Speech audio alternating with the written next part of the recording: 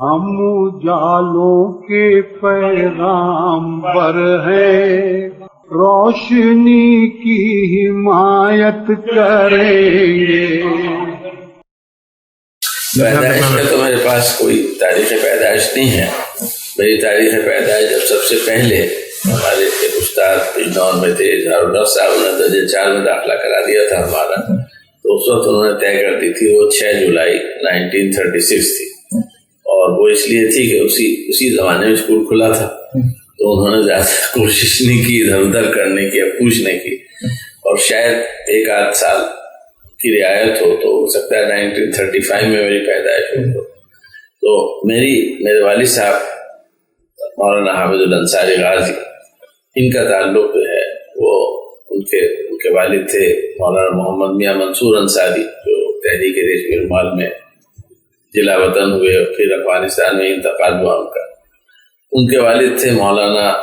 عبداللہ انصاری۔ مولانا عبداللہ انصاری جو ہیں وہ پہلے گروپ میں تھے، دارالعلوم کے فاضلین ہیں ان میں، اور بہت ذہین تھے۔ تو ان سے مولانا قاسم صاحب نے اپنی لڑکی کی شادی کی، بڑی لڑکی مولانا قاسم صاحب کی، ان کو بھی آئی تھی۔ تو مولانا قاسم صاحب اس طرح ہمارے دادا جو ہے ان کے نانا تھے، اور ان کے والد جو تھے عبداللہ انصاری کے، ان کا نام تھا انصار علی۔ اور مولانا جو خط ایک لکھا تھا بہت سر سید نے بلانے کے لیے مولانا عبداللہ انصاری کو، اس میں انہوں نے بہت ہی عزت سے ان کا نام لیا تھا کہ جو کہ بیٹے ہیں مولانا انصار علی کے، اس طرح لکھا تھا کہ ان کا بھی ایک علم میں اس دور میں مقام تھا، اور ان کے لیے وہ مدیر المہام تھے ریاست گوالیار میں۔ اب مدیر المہام کو جو میں نے معلوم کیا ہے وہ وزیر اعظم، لیکن اگر وزیر اعظم تھے تو ان گھروں میں جن میں علماء رہتے تھے ان میں وہ شان و شوکت کہیں مجھے نظر نہیں آئی، کیونکہ وزیر اعظم اپنا یا تو یہ سادہ مزاج تھے کہ وزیر اعظم ہونے کے باوجود انہوں نے وہ سادہ زندگی جو تھی عام گھر جیسے تھے۔ کہاں کے وزیر اعظم تھے؟ گوالیار مدیر المہام کہتے ہیں کہ وہ وہاں کے مدیر المہام تھے۔ مدیر المہام جو ہے وزیر اعظم ہے۔ یہ ہندو حکومت تھی نا؟ ہاں ہندو حکومت تھی، تو سندھیا کی۔ ہاں جی، یہ ان میں اس زمانے میں تو اقبال کو بھی وہاں کام کیا تھا یا پیشکش ہوئی، وہ عام تھی یہ چیز۔ جو نظام کے بھی وزیر اعظم ہندو تھے، کیا کرشن پرساد یا کیا نام تھا، کرشن پرساد تھے۔ تو بس اس یہ ان کے والد کا نام غالباً احمد علی صاحب تھا، وہ بھی کوئی عالم تھے، اور ان کے 6 یا 7 بیٹے تھے، ذہن میں نہیں، سارے عالم تھے۔ اور پھر یہ انہی کے بیٹوں میں عبداللہ انصاری صاحب ایک تھے، پھر ان کے فرسٹ کزن تھے، وہ تھے مولانا خلیل احمد صاحب سہارنپوری، پھر ان کے فرسٹ کزن تھے مولانا صدیق احمد صاحب جو کہ مفتی اعظم مالیر کوٹلہ تھے، پھر مفتی اعظم بہاولپور ہوئے، اور ان کے پھر فرسٹ کزن ایک اور تھے مولانا انوار علی صاحب، وہ بھی عالم تھے، اور پھر مولانا مجید علی صاحب۔ تو یہ علماء کا پورا ایک گروہ تھا جو امبہٹا پیرزاد گان کی ایک ہی گلی میں رہتے تھے، ایک دوسرے کے نیبر بھی تھے اور فرسٹ کزنز بھی تھے۔ تو یہ تو مطلب درجیالی رشتہ یہ ہوا۔ دوسرا ہے کہ عبداللہ انصاری صاحب جو ہیں یہ نواسے تھے مولانا مملوک علی کے۔ مولانا مملوک علی جو معلم اول تھے، دلی کالج میں جو پروفیسر تھے عربک اسلامک اسٹڈیز پرشین وغیرہ کے، اور ان کے شاگردوں میں مولانا قاسم، سر سید احمد خان، ذکاء اللہ صاحب جو قانون کے ماہر تھے، مؤرخ بھی تھے، قانون کے ماہر تھے، اور ڈپٹی نذیر احمد صاحب، اور اس کے علاوہ کافی لوگ تھے۔ عبداللہ انصاری کو پڑھایا انہوں نے اپنے نواسے کو۔ ان کے ہاں بیٹے بھی ان کے شاگرد تھے، مولانا محمد یعقوب صاحب بھی ان کے شاگرد تھے۔ تو پوری جنریشن تھی، تو ایک رشتہ مولانا عبداللہ انصاری صاحب کا یہ تھا۔ اور مولانا عبداللہ انصاری سر سید احمد خان نے یہ تو دارالعلوم قائم ہوا ہے 1867 میں، اور علی گڑھ کا جو سنگ بنیاد اینگلو محمدن اورینٹل کالج کا ہے 1875 میں۔ تو سر سید احمد خان کے بنیادی طور پہ فرق یہ واضح ہے، ہر جگہ آ چکا ہے کہ وہ بہت انگریزوں کے خلاف تھے مولانا قاسم، اور یہ انگریز پرست تھے، یہ انگریزوں کو کہ وہ اچھا سمجھتے تھے ان سے تعلقات کو۔ سر سید اس بات پہ کنوینس تھے کہ جو طریقہ ہے حکومت کا انگریز کا وہ مغلوں سے بہتر ہے، اور مسلمان ایک ایسی بستی کے جب پہنچ چکے ہیں جب تک کہ وہ ان چیزوں کو نہیں حاصل کریں گے جو جس نے مغربی دنیا کو ممتاز کیا، اس وقت تک وہ ترقی نہیں کر سکتے۔ لیکن اس کے ساتھ اس کا کمٹمنٹ اسلام کا جو تھا اس میں بھی کوئی شک نہیں۔ انہوں نے مغل کی کتاب جو ہے اس کے جواب میں دینے کے لیے خطبات احمدیہ لکھی، اس کے لیے گئے، اور وہاں جو انہوں نے میٹیریل استعمال کیا ہے وہ انگریزی میں تھا، انگریزی وہ جانتے نہیں تھے، بیٹے کو ساتھ لے گئے تھے، ہائر کیا، تو اتنا بڑا خرچ کرنا اور اس کا پھر جواب لکھنا، تو انہوں ان سے اس سسٹمیٹیکلی اس کی بھی ابتدا ہوئی کہ ہم کیسے رد کریں، کس طرح سے ہم گفتگو کریں بجائے اس کے۔ پہلی کتاب ہے جی، پہلی کتاب ہے، اور پھر وہاں جب پیسے ختم ہو گئے تو انہوں نے ان کو محسن علی صاحب کو لکھا کہ بھائی میری زمین بھیج دو، اس سے اس بنیے سے قرض لے لو اور مجھے بھیجو تاکہ میرا ایک کام ہو سکے۔ عقائد میں ظاہر سی بات ہے کہ عقائد ایسے تھے جس سے کہ بنیادی علماء کو، لیکن اصل جو اختلاف ہمارے علماء کو تھا وہ ان کے عقائد کے بارے میں تو تھا ہی، لیکن بنیادی طور پہ بہت بڑا ریزرویشن ویسٹرن ایجوکیشن اور ویسٹرن سائنسز تھا۔ ایک اور کنفیوژن تھا کہ ویسٹرن جو سائنسز ہیں یا علوم ہیں، کیونکہ ان لوگوں کے ذریعے آ رہے تھے جن کا مطلب عیسائیت تھی، اور عیسائیوں کو اس میں سرٹن پریویلیجز تھے، تو انہوں نے دونوں کو یکجا کر دیا، اس مخالفت کو اور زبان کی اور ان علوم کی، تو ایک انڈر کرنٹ رہا۔ فتویٰ تو نہیں دیا انہوں نے، ان کی فتویٰ کوئی میں نے نہیں دیکھا کہ علماء دیوبند کے پاس سے آیا، لیکن علماء دیوبند نے یہ نہیں کیا، ایک تھے صرف مولا عبدالحق عقادی تھے، انہوں نے اس سلسلے میں یہ کیا۔ تو جب سر سید احمد خان نے یہ چاہا کہ جو قائم کر رہے تھے تو ان کے ایک اور کلاس فیلو تھے مولانا ملوک علی کے، وہ بھی امبیڈکر پیرزادان کے تھے، قاضی محمد عارف، ان کے وہاں محلہ بھی ہے ان کے نام پر، تو ان سے کہلایا مولانا قاسم صاحب کو، اور یہ خاندانی روایت ہے، میرے خیال میں کہیں شاید تحریر میں نہ آئی ہو کہ آپ ان سے کہیں کہ وہ آ کر ہمارے ساتھ ہی قائم کریں، تو انہوں نے جواب دیا کہ اور جس طرح چاہیں وہ دینیات کا نظام بنائیں، تو انہوں نے کہا کہ علوے میں کتنا بھی شہد ڈال دو کڑوا ہی رہتا ہے، تو ہم نہیں آئے۔ پھر انہوں نے یہ کوشش کی سر سید احمد خان نے کہ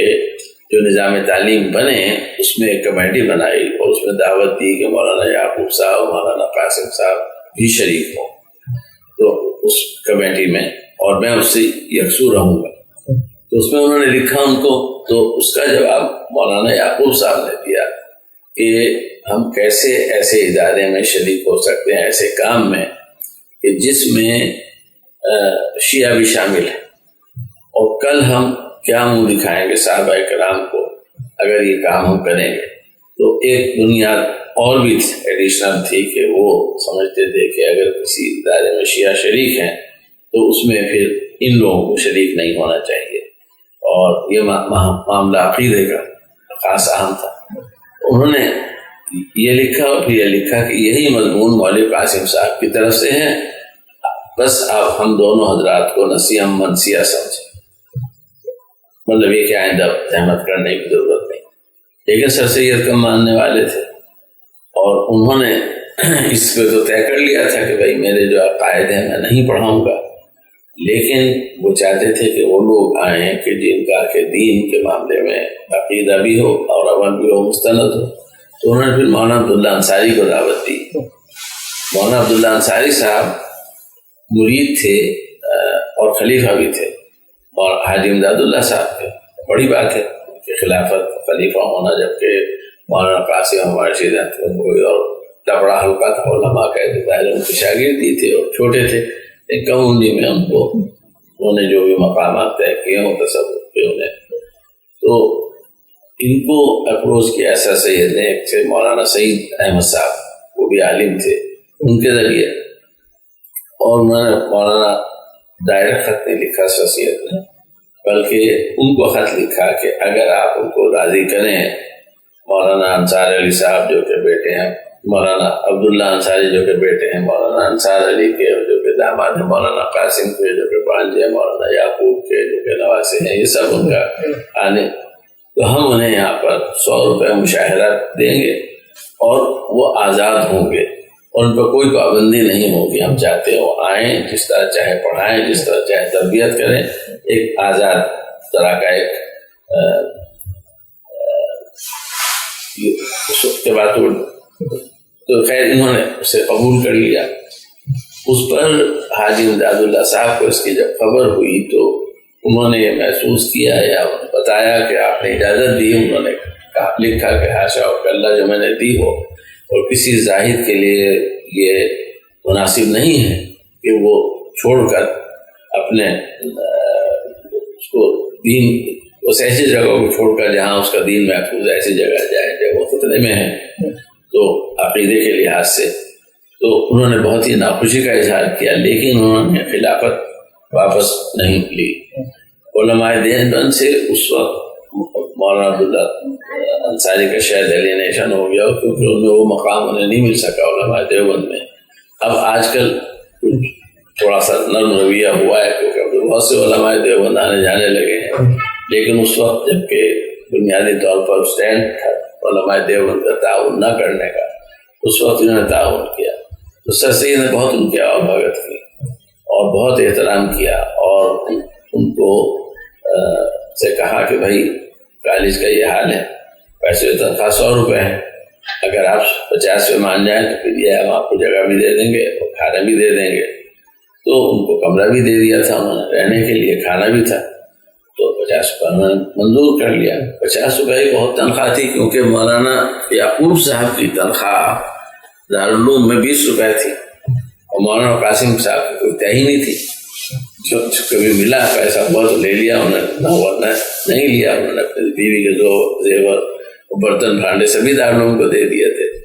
اور ان کے یہ جو تھے یہ کہاں بریلی میں یا کہاں پر فارسی کے پروفیسر تھے، کسی کالج میں بڑی تنخواہ تھی ان کی، کوئی شاید یاد پڑتا ہے 200 روپے تھی مولانا یعقوب صاحب کی۔ تو ان کو جب بلایا کہ یہاں اسکول کھل رہا ہے، مدرسہ کھل رہا ہے، آپ آئیے، تو وہ آ گئے، انہوں نے کوئی سوال نہیں کیا۔ اس کے بعد جب چندہ ہوا تو شاید 350 یا ایسا چندہ ہوا تھا، تو اس کی 20 روپے تنخواہ مقرر ہو گئی تھی، وہی رکھی۔ تو اس لحاظ سے آپ دیکھیں تو 100 روپے تنخواہ تھی، وہ انگریز کی تھی جس پہ بلایا تھا۔ شبلی کی تنخواہ اس وقت دیوبند وہاں پر علی گڑھ میں 48 روپے تھی، 10 گنی تھی، 10 گنی حساب لگائیں اس زمانے میں 1920 میں ایک گنی کی قیمت 13 روپے تھی۔ تو کتنا ہوا؟ نہیں، ہم نے جو دیکھا روپوں میں 48 روپے شبلی کی تنخواہ، اور وہ جو بھی گنیوں میں ہو۔ اگر میں گنی کی قیمت لگا رہا ہوں آج کے زمانے میں، ہاں اچھا، تو گنی جو ہے وہ سونے کی جو پون جسے کہتے ہیں 8 گرام والا،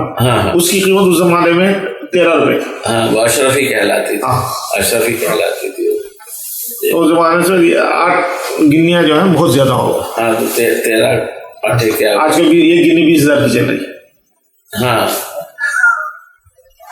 وہ تنخواہ بھی اب نہیں ہوتی ہے، 50 روپے 48 روپے۔ تو مولانا نے پھر 50 روپے قبول کیے، اور ہم نے جو کاغذات دیکھے فیملی کے، اس میں پھر انہوں نے گھٹا کے 25 کیے، اور روایت ایک یہ بھی ہے کہ انہوں نے پھر 10 کر دیے تھے۔ میرا جو خرچ ہے یہی ہے، وہی لیا انہوں نے۔ اس خرچ کو خیر سبھی لوگ قربانی دیتے، ان کی بھی قربانی۔ یہ خاص طور پہ اس وقت جب کہ ہمارے دادا مولانا محمد میاں منصور انصاری ضلع وطن ہوئے، تو اس وقت پھر ہمارے ابا جان بتاتے ہیں کہ دادی کو جو بڑی مشکل اس میں حالات پہ گزر کیا، اور ان کے پاس کوئی پیسے نہیں ہوتے تھے۔ یہ سن 16 کی بات ہے، جب شیخ الہند کی تحریک میں